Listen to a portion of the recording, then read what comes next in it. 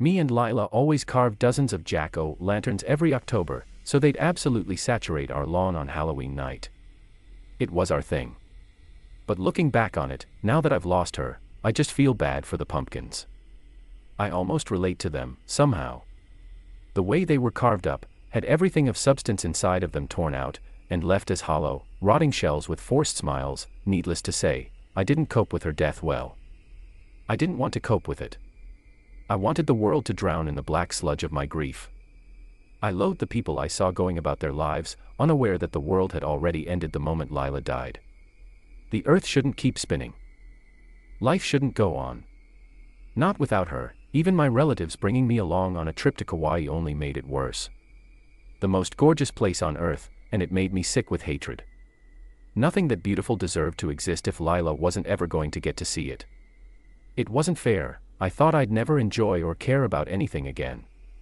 Then I discovered media preservation. It started with taking some of Lila's old VHS tapes to a video repair place to fix some issues with the footage before it's digitized. The job fascinated me. In a universe based on entropy, where everything inevitably fades away and is forgotten, restoring something lost is like snatching it from the jaws of death. Right. Like flipping the bird to the universe and its so-called natural order. People die, but information doesn't have to. Now, it doesn't matter how small, be it some god-awful plug-and-play licensed game, or a serial commercial from '80s, it's my mission to recover it in as high a quality as I'm able, and make sure it's freely available online for as long as possible. A couple weeks ago, I came across a big haul for boxes of old VHS tapes offered up on eBay for dirt cheap. Most of the tapes were just recordings of Cheers episodes already preserved in higher qualities, but one Maxell E240 caught my interest. First of all, I'd never seen one so melted. Sure, sometimes they were left in an attic too long, and the colors and audio start to degrade.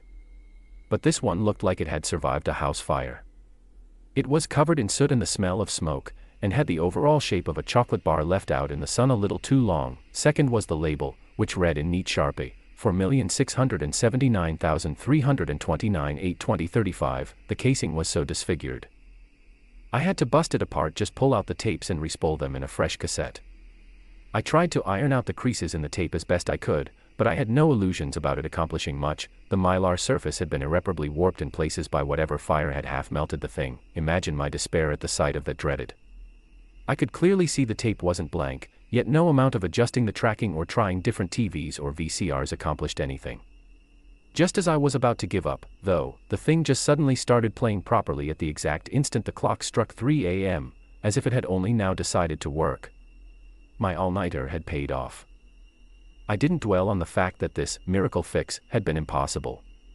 If I'd had any sense, I'd have torn the horrid thing out of my VCR and buried it beneath holy ground. Instead, fool I was, I sat down and watched. At first, the thing seemed unwatchable. The audio was so distorted that the show's theme song emerged as a low, crackling, staticky wail that made my head throb, and the logo was completely indistinguishable through the flickering and interference. I thought it was a lost cause for a moment. But then a figure appeared and cleared away the static, like Moses parting the Red Sea. It was the sight of the show's host that hooked me. He was just perfect. Perfect in every way. I knew it just looking at him. Infinitely handsome and likable and charismatic, and he always said the exact perfect thing. The only issue is, I don't remember a single thing about him now, in the same way you can't remember a dream that seemed so clear to you while you were experiencing it. He just appears in my memory as this abstract blur in a sharp suit. Yet at the time, I was awestruck. Even before he said a single word, I can't even remember a word he said. It was like he was speaking another language, one I felt as opposed to heard. I'll try and transcribe it as best I can into words. But know that it's only a pathetic imitation. For another night of laughs, prizes, and fun for the whole family, with your host, ########. I noticed that the audio and visual distortion seemed to suddenly intensify the instant he said his name, rendering it completely illegible. Idiot I was, I figured that was a coincidence. Tonight is a night of celebration, folks, because thanks to the support of loyal viewers like you, we have just been approved for, get this, 200,000 more seasons. The live studio audience went wild with applause. I put that in scare quotes because, As far as I could tell, besides the host, the studio seemed completely empty. As if he was standing on a plain white stage that extended outwards into infinite darkness on all sides. For those just joining us, the game here is simple. He explained that this was some sort of a trivia show. Every time a guest got an answer wrong, it brought them a little closer to some sort of unspecified punishment. And if they got it right, he smirked. Well, they get to delay the inevitable. I wondered what he meant by inevitable. I didn't have to wonder long. The host gestured to a curtain that hadn't been there moments ago, which raised to reveal a middle-aged man. You know the type, bushy mustache, gray hair, round-rimmed glasses. Kind of guy you'd have doing your plumbing. He couldn't look any more out of place, stood up and restrained in that. What the hell is that? I recognized that metal coffin-looking thing from a medieval torture museum I went to once. The Iron Maiden. The lid hung open, countless long, needle-like blades poking inwards, threatened to poke a million new holes in him if it was shut. His situation was not lost on him. Where am I? What the hell is this? Oh, lucky guess. The host joked. More canned laughter. I know you always loved watching those trivia shows, Malcolm. Weren't you always sitting there, grinding your teeth, seething that it wasn't fair? That you should be the one up on stage, winning big? The men paused. Even he seemed mesmerized by the unreal perfection of the host before him. This is a game show. All you have to do is answer a few questions. Think you can handle that, Malcolm? He pulled out a cue card without waiting for an answer. And our first question. What were you doing the night of February 18, 1998? The men seemed baffled. Just sat on my couch watching the NFL, I think. I'm not sure how I'm supposed to remember. He let out a startled squeal as a horrid buzzer sounded. On cue, the lid slid a third of the way closed, making him flinch. Oh, I'm afraid that's the wrong answer, Frank. But you know what? I'll give you one more chance. What were you, following a girl home? The men cried out. F from the bar. There, are you happy? Correct. The canned audience began cheering. Such honesty. Now, our second question, just what were you carrying while you followed her? He hesitated for a little too long. And then the buzzer sounded again, and the lid slid so near to closing that its blades began poking uncomfortably against his skin. He tried to press himself against the back of the maiden as well as his restraints would allow.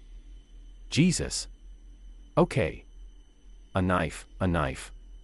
Aw, if only you'd said that just a second earlier. Another big question. Our third question, why, Malcolm? Why did you do it? That set Malcolm off. He started thrashing, clawing, screaming. Let me out of this thing, you maniac. You can't do this to me. Do you know who I am? Is this some sort of sick joke? My lawyers will have your head for this, you, and then the buzzer. All of a sudden, the lid slammed shut full force, and the man was utterly silenced save for an unnatural, drawn-out wheeze. Another wrong answer, Malcolm. I'm afraid I was looking for, because if I can't have her, no one can. I admit it. I laughed. Out of shock more than anything. How was this allowed on TV? I took it as some sort of dark comedy show, and it was kind of satisfying to see that freaky character get his comeuppance. Still, there was something unnerving to me, seeing the man's eyes through the openings in the maiden. Wide and red and terrified. They just looked a little too real, but the maiden disappeared as quickly as it came, before I could dwell on it too much. Oh, envy. Definitely one of my favorite sins. More laughter. Stay tuned, folks. We still got a night of fun and games in store for you. But first, how's about a word from our sponsors? Cut to a corporate logo which I again couldn't recognize. This segment was made possible by Boer Health, which has recently announced a brilliant new initiative to protect our citizens from skin cancer by removing their skin completely. The camera cut to a massive industrial building, resembling a solid concrete cube around 50 meters in width and height. Its surface bore arcane symbols etched using carvings of wailing, tormented faces. The host would occasionally be rendered inaudible by a deafening metallic scraping from within, though he didn't seem to notice. The only protrusion from the building's cubic shape was a single smokestack, belching a scarlet-red smoke into the atmosphere. A queue of gaunt figures waited at the entrance, herded and coerced by their grim overseers, and there were no words to describe the procession of scarlet ghouls limping out the building's other end, owing to the non-linearity of time. The brand new grand skin-peeling machine has spontaneously appeared several years before construction deadlines, and indeed, before it was even conceived of by anyone in our timeline.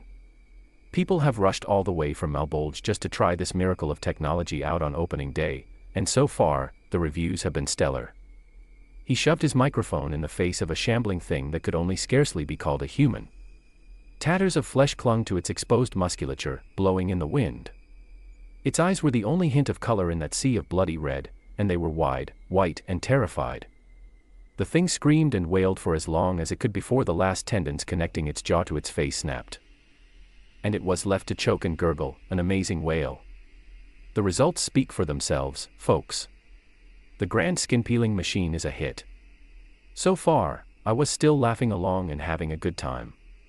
The sight of the next guest, however, started making me nervous. It was an old lady. She couldn't be a day younger than 60, the sort of sweet elderly woman who in a just world would be cooking chocolate chip cookies for her grandchildren in a comfy cottage somewhere. But here she was, tied to a metal chair, eyes wide, shaking like a leaf. Unlike the last contestant, she seemed to know exactly what was happening. In exchange for our loving endorsement, they've agreed to loan us one of their star employees. Ladies and gentlemen, put your hands together for the Lekizma. Something slunk from the darkness far behind her, or perhaps it'd be more apt to say that the darkness birthed it whole cloth. It was like a living shadow, and it took my eyes a moment to register what I was even seeing. How do I even begin describing this creature? I could say it looked almost human, or at least like something that may have been human long ago. Or I could start with its skin, which was all black and shiny as latex and seemingly smooth on first glance, but if you looked closer you'd realize it was covered in a million tiny reptilian scales, almost like a shark. Its head was a bald man's, utterly devoid of any distinguishing features, like the basic stock template for a human being. It was notable only for a complete lack of pupils and irises, its eyes a pure white. Its body defied basic biology in so many key ways. I had to stare at it for what felt like an eternity just to wrap my mind around its physiology. It was at least 5 or 6 meters long, by my estimate, composed of multiple human torsos stacked one on top of the other like segments of a centipede, each melding with the ones around it at the waist and shoulders. Each torso sported a pair of short, stubby arms that propelled it with terrifying grace. It ended with a pair of human legs, perpetually bent on their knees, beneath a tail that looked more like its coccyx was poking free from its body. The old last could clearly hear it, and kept futilely trying to turn her head around enough to get a peek at what stood behind her. I mouthed uselessly, "Don't. You don't want to know. Glad you could join us again, Miss Weathersby. Judging by our ratings last week, you seem to have been a fan favorite." Her voice was so soft, I could barely hear it below the static. "Oh, God. Please, why won't you people let me go? I've told you, I've never done anything, never hurt anybody. There must be some sort of," he waved a hand over her, and it seemed to forcefully snap her mouth shut. "Please, Miss Weathersby, save your breath for our questions." Another cue card. "Your first question. My friend, where did you and your husband buy your first home?" She had to think about it for a long time. Eventually, she cried out, "Alabama. Tuscaloosa, Alabama." Ding ding ding. Why, you're already doing better than our first contestant. Next question, what breed of dog was your childhood pet? She had a pained look on her face as she thought. Eventually, a timer started ticking down. It wasn't visible, so it wasn't clear how much time she had left exactly, but the sound it made got more shrill and high-pitched with every second. "Miss Weathersby, need I remind you that we have a time limit on this show?" A tear ran down her cheek. I keep telling you people, I don't know. I have dementia, I can't remember, please, that buzzer again. I'm afraid that was the wrong answer. Lekizma." The old lady shuddered at the sounds of hundreds of feet drawing a little closer to her. "Now, your first grandchild. What did he look like? What color were his eyes? His hair?" She was crying harder now, like it hurt her that she couldn't remember something so dear to her. "I told you I can't remember. Why are you doing this to me?" If you don't remember them, why would they remember you? The host mocked as the buzzer sounded, and the beast drew a little closer. Really, do you believe they still even think about you? Or do you think they're glad that the old bag of bones isn't there sucking up their inheritance? This went on for... God, it could have been an hour.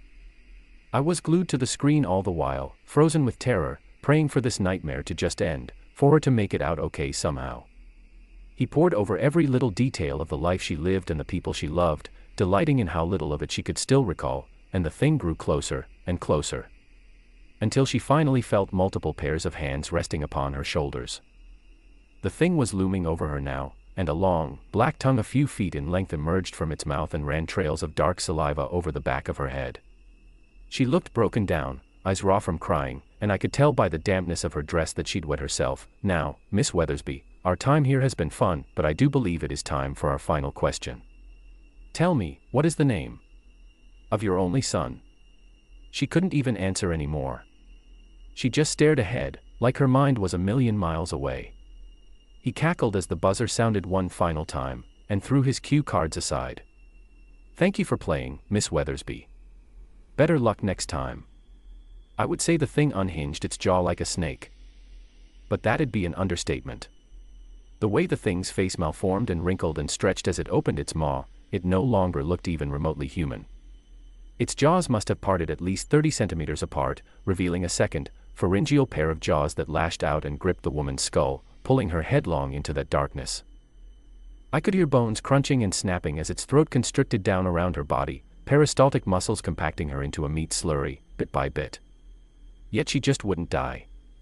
Even as her skull and upper body were already crushed and compacted, organs and muscles pressed into mulch, she still kicked her legs, twitched her fingers, let out a gurgling that must have been some attempt at screaming. She was squirming even as the beast snapped its jaw shut around the last of her, condemning her to whatever torments awaited her inside the creature, and all the while, that horrible laughter. Don't worry, folks. She'll be back next week. And the next. And the next. Needless to say, I wasn't having fun anymore. In fact, I had to turn away and fight the urge to throw up. I stood, about to turn the TV off and, Don't touch that dial, now. I froze. There was something chilling about the way he said that, staring right into the screen as if reacting to what I was doing. I hated that grin on his face. The real show is just beginning. And with the barely restrained excitement of a child on Christmas morning, he yanked back another curtain, and I recognized everything. I recognized that crappy bootleg knockoff Always Sunny in Philadelphia jacket that was so gaudy and terrible it instantly became her favorite thing in her wardrobe. I recognized those subtle hints of slight acne she disguised as fake freckles. I recognized the way her gray eyes would remind me of those overcast mornings at the beach at Hilton Head and pointing out all the cannonball jellyfish washed up on the sands. I recognized the tattoo of the name, how I'd held her all night long as she cried into my shirt after a childhood cat had died. T was Lila. I shuddered, gasped, fell from my seat as if I'd been punched in the stomach and the air had been knocked out of me. I couldn't breathe. This couldn't be real. I was dreaming right now. I must be. I just had to wake up. But I couldn't wake up. Nothing I could do dispelled the sight of her curled up in that thing. That bronze statue of a bull, horns jutting on either side of a head that roaring silently up at the heavens, all while the love of my life was locked in its hollowed-out belly, visible only through a pane of glass. I could hear her cry out in shock at where she'd found herself, and every whimper felt like it drove a knife through my chest, the host soaked in the moment. It was ecstasy for him, the suffering of it all. He stared dead into the camera like he was looking right at me as she called, "What is this? Where am I?" "Why, I have good news, my dear Lila. You're exactly where every American dreams of being, you're on TV." He pointed to the camera. "And we have a very special guest in the audience tonight. Your very own beloved Jackson." I shuddered, hearing my own name ooze from his fetid lips.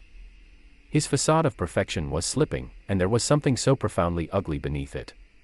Her eyes snapped to the camera, confused, despairing. "Jackson. Baby. What's happening? What is this?"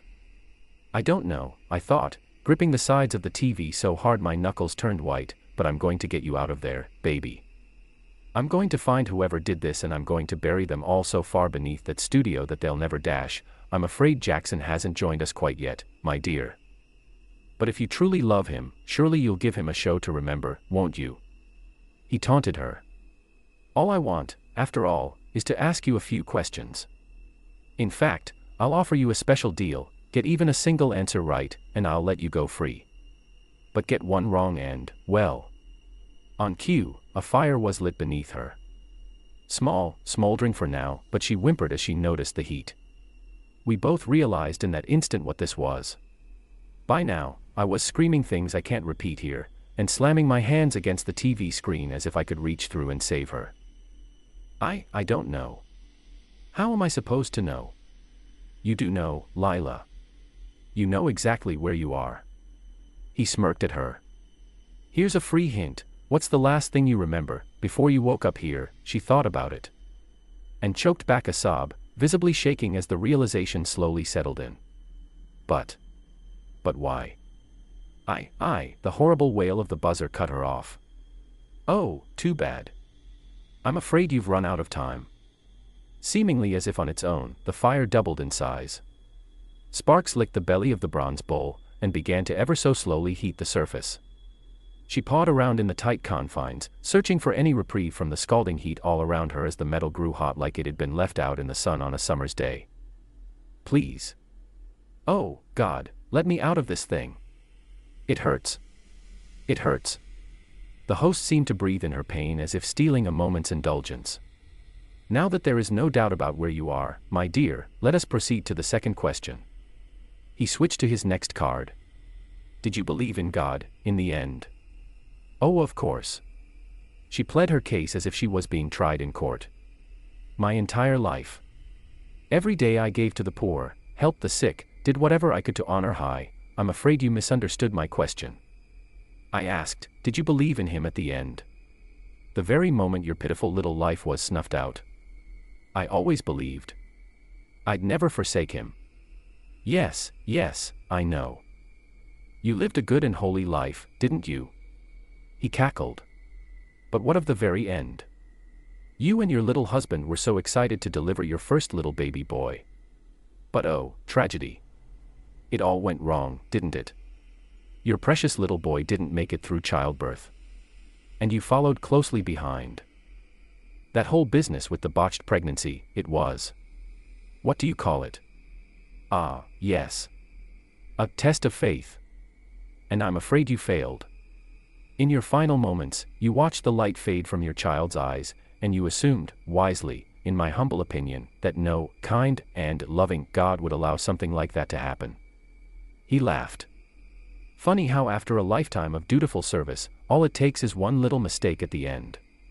To bring you here. To us. I'd never seen such depths of despair in a person's eyes. Such emptiness.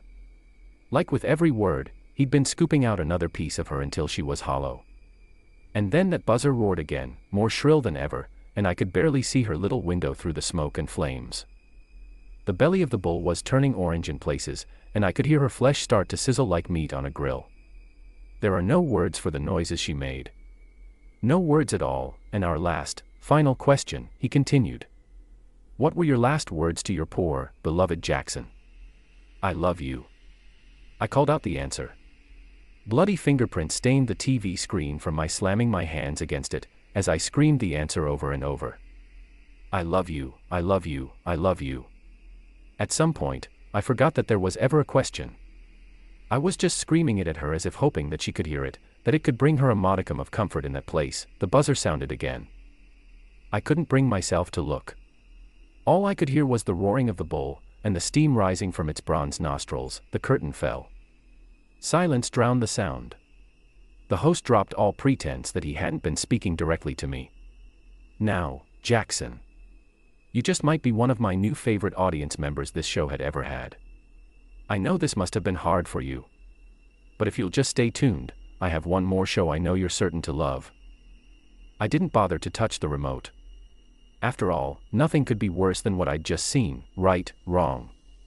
Horror racked me as the curtain rose, and I saw the men chained to a chair. I pulled away like a caveman witnessing fire, cringing and stuttering, face wet with sweat. It was the sort of fear that worked its way into your bones like a bad chill, that left you shaking, teeth chattering. It was me, an older me, sure. But not by much. 10 years, maybe. A gaunt and hollow version of me, one twisted by 10 years of depression and hard drugs. But it was unmistakable. His eyes widened as he recognized the host. Oh God, God please no. It can't be, oh Christ, let me out of this chair. You, come, now. We wouldn't want to use the Lord's name in vain, would we? I mean, that would be a sin. The host laid a hand on the other me's shoulder. It may have been a few years since you watched our program, but I'm sure you remember the rules, don't you, old friend? The other me was wordless, on the verge of hyperventilating, just as I was. The host was giddy with delight. Now, our first and only question is one I'm sure our viewer will be very interested in. What sins, exactly, do you think landed you here? The other me tried to speak, but the words caught in his throat. I could see it in his eyes. The years of self-destruction, the bitter hopelessness, the whirlpool of nihilism and vice and decay. The suffocating depths of a man. The darkness.